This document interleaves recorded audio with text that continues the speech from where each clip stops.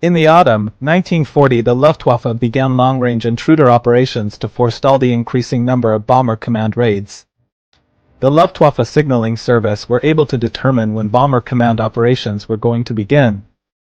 Night fighters were ordered to patrol the German coast, fly to known Bomber Command bases, and follow the bombers back to England along known routes.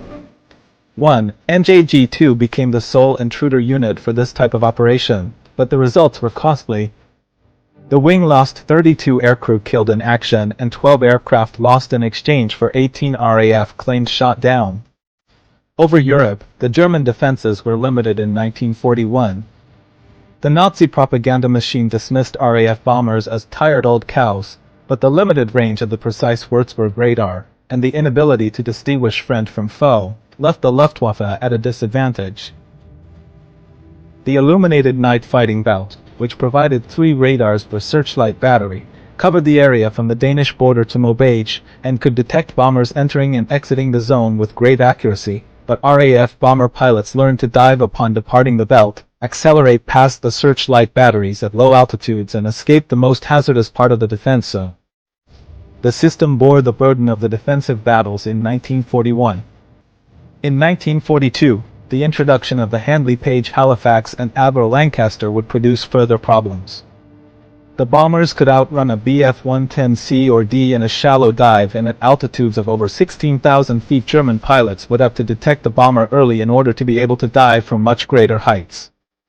The introduction of newer radar variants, such as the Freya radar, eventually improved the range and identification problems prevalent in 1941. In mid-1941, NJG-1 began experimenting with Liechtenstein radar, which had become operational.